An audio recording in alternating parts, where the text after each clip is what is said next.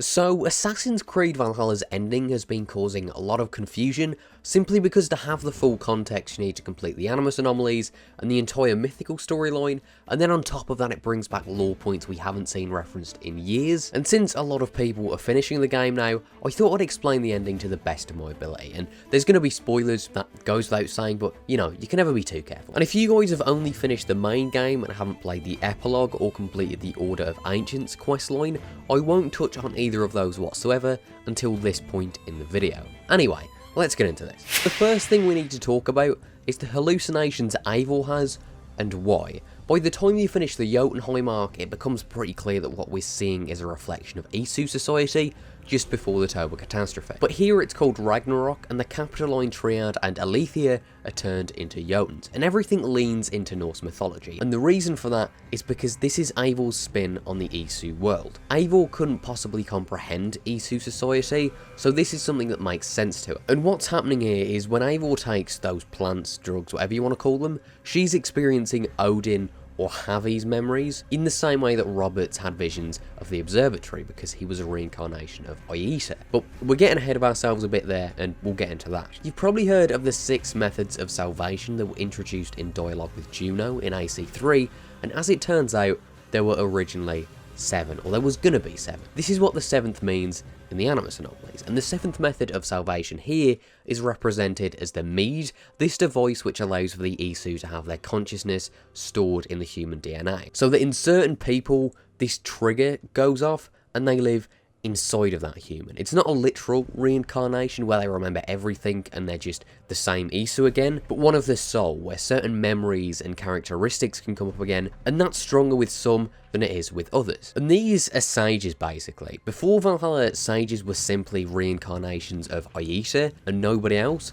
but now it's different. We don't know if you'd call these people sages necessarily. There might be like an umbrella term that comes out in a later game for these sage-like people, but they function as sages basically. And as far as I know, they don't keep on reincarnating constantly and infinitely like OotA, and only have their one reincarnation. And it'd be safe to assume they are different, since Juno was the one who had the idea initially, and it was a method of salvation for a time. But basically what I'm saying is the same concept is there, but these sages aren't necessarily the exact kind of sages as a Jacques de Molay or Germain is. Odin stole this technology from Jupiter and Minerva.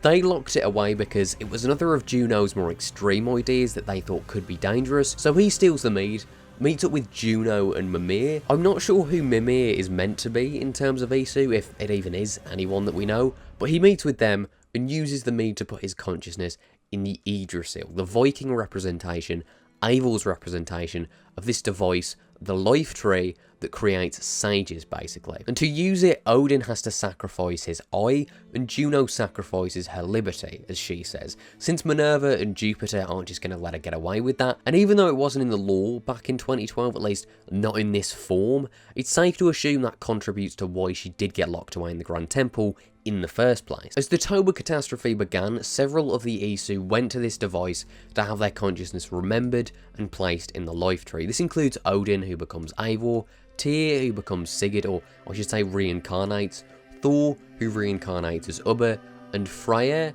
who reincarnates as Valka's mom, Svala. I really don't get the significance of that one either, but that's what that is. And after the process is done, they pick up their weapons to go and fight the solar flare, I guess. And that's when Loki sneaks in and places his own consciousness into the machine, saying he'll find the Mad One, meaning Odin on the other side of their doom, as he puts it. The Toba catastrophe then happens, they die, and are reincarnated as those characters I just mentioned. The big difference between these sages and the regular ones is that these ones basically exist to play with the game's theme of fate, like how Sigurd loses his forearm just like Tyr, arguably as the result of what you would call a betrayal on Eivor's part, just like with Odin, and they really do have a fixed existence, it seems, and that's why I think these are soul reincarnations of those Isu, instead of an OotA type situation where you can have tons of them. In the 9th century, Odin, Loki and Tyr are reborn as Eivor, Basim and Sigurd respectively, and you know the story of the main game from there. That's why Odin appears in various confessions and key story moments to push Eivor towards the more glorious but not necessarily honourable path, and those visions that Sigurd sees and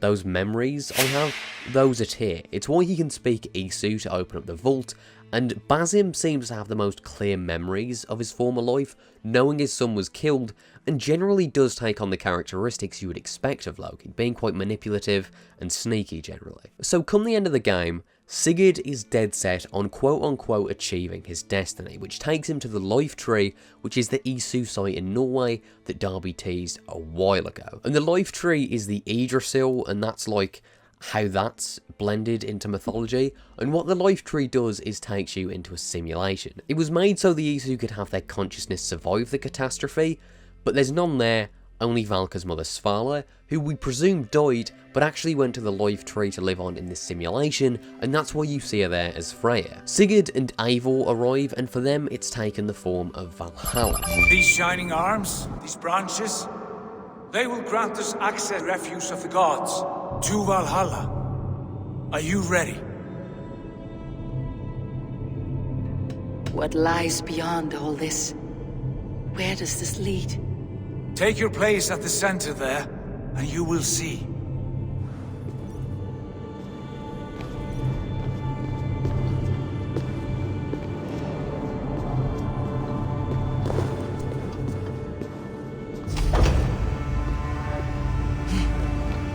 Sigurd!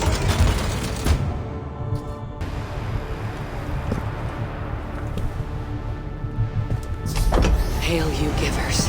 The guest has come.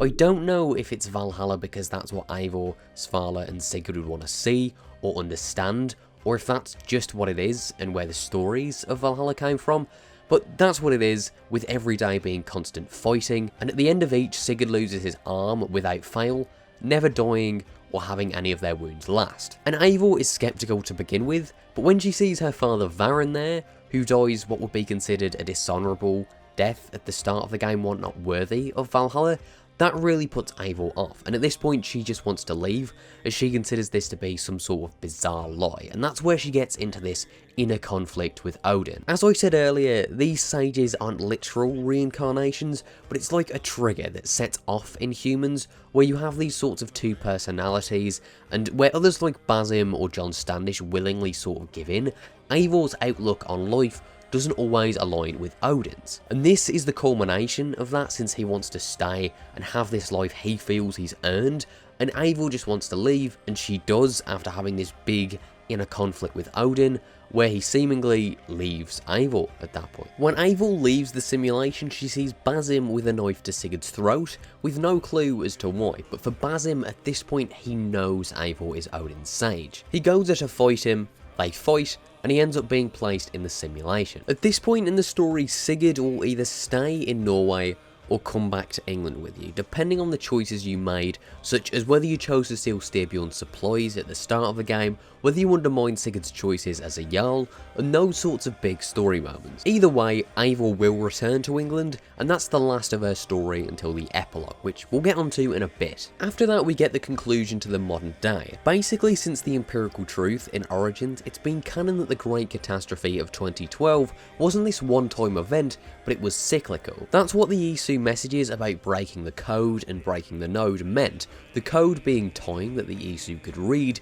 and the node being the catastrophe. And that global aurora borealis that happened after Desmond used the pedestal has been happening again and getting stronger and stronger by the day, knocking satellites out of the sky, and possibly worse if the field continues to grow stronger. And so the plan now is for Layla to slow the magnetism of the aurora borealis and they do this by going to the AC Vault in Norway, since there was a pedestal there identical to the one in the Grand Temple. To stay safe, Layla goes in there alone with the staff of Hermes to find the life tree in quite bad shape. The tree takes Layla into the simulation and she drops the staff as she's pulled up. In there, everything is glitching and broken, and she turns around to see a memory corridor type space where she finds 3 skulls. And as you'll know, characters constantly talk about skulls being the weavers of fate, and so to me, I see this as a representation of how the Isu can read the code of time, and how in the grey, you can also read the code of time, and that's what Basim has been doing. And since he has this access to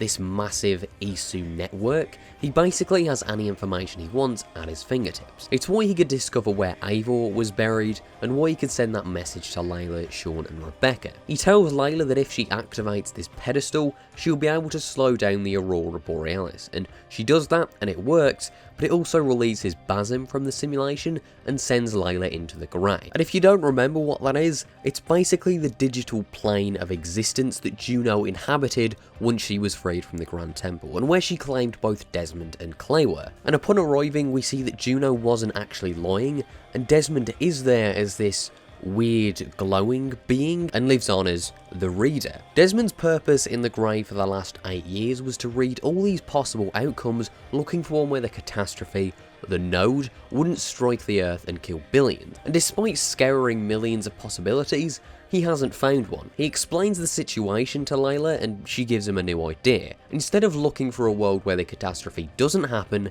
he should look back at possibilities where he let the catastrophe from 2012 happen, to see if those few surviving humans could find a way to break the node, ensuring the catastrophe won't reoccur, and then they'll use that solution. Layla wants to stay and help, but Desmond tells Layla that while activating the pedestal, it released a lethal amount of radiation, and realising she's dropped the staff, she accepts her death and stays in the grey with Desmond to try and find a solution. Alright, we'll find a solution together, however long it takes.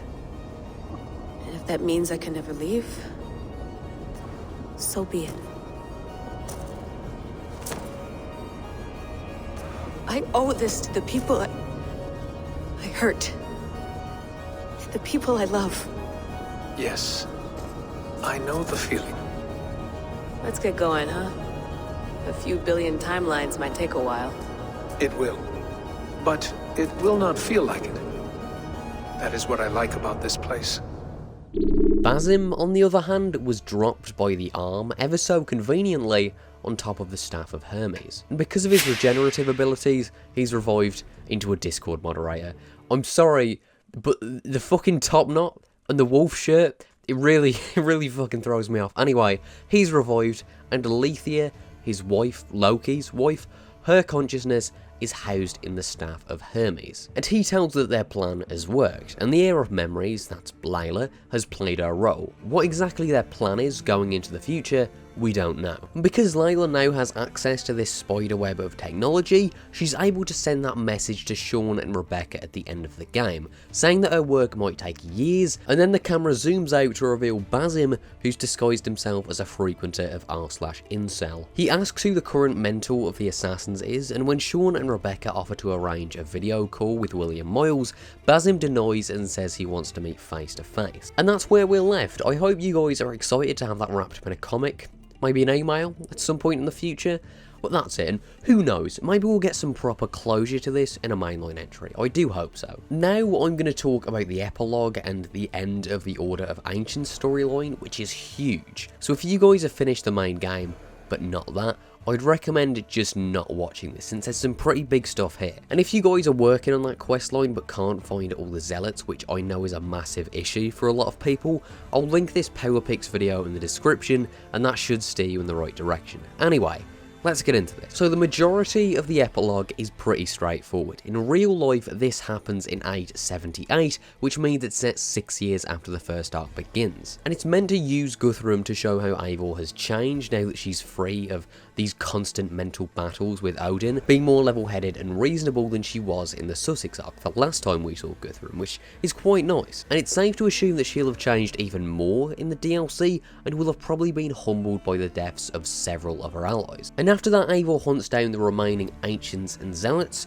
and once all but the Grand Master are killed, she gets a letter from the poor fellow soldier of Christ once again. And since I had no idea what this meant, and I sort of felt like I missed something, I looked it up, and as it turns out, the poor fellow soldiers of Christ and the Temple of Solomon was the old name for the Templars. Eivor goes to meet this confidant, not knowing anything about him, only to find out it's King Alfred, who's down in the southwest. He tells her that he is the Grand Master and thanks her for helping him destroy the Order, because unlike a lot of the Grand Masters we know of, Alfred actually inherited his title from his brother Ethelred, who inherited it from his father Ethelwulf, and he explains how he never liked the Order. He found them to be overly pessimistic, he hated the idea that the Isu created mankind, that it was some sort of sacrilege, and that now there was room for a new order that upheld more Christian values that weren't as out there and bizarre as the Order's obsession with the Isu. So Alfred gives you this key to his study which gives you a ton of insight into the foundations of the Templars. One note talks about the Order's obsession with the Father of Understanding, which has never been a definitive person or entity, but to me seemed to allude to a figure who understood to the Templars, to the Ancients, what the world needed, the direction it needed to go in. Like a loose title rather than a person, which would make sense as to why Septimius called Caesar the Father of Understanding, and why the Templars would later want the Father to guide them, since he would encapsulate their ideals. Alfred writes, the Order often blesses their pagan creators, that they call the Father of Understanding, the Mother of Wisdom, the Sacred Voice, that's Juno by the way, and then Alfred goes on to say that the Father of Understanding should be the Christian God, and nobody else. And that does make sense, since the public Templars in the 11th and 12th centuries were a Christian group. But Alfred straight up referring to the Ancients' Father of Understanding as one of their pagan creators is weird to me, and would suggest it's an Isu, and what that would lead me to believe is that it's Jupiter. But with how it's been used in the past, and the fact it's sort of glossed over here, and that, you know, Alfred wouldn't know a ton about him presumably, I'm just going to stick with that assumption that it is a title. He then writes, I aim to improve our lot by harmonising the average man with the order of the universe, to walk him down a quiet road, to lead him to safe and sober thoughts, to quiet his mind and cool his impassioned heart, be he God-fearing or godless. This new order will encompass all and seek to improve man by aligning his needs with the ebb and flow of nature itself. This is my hope.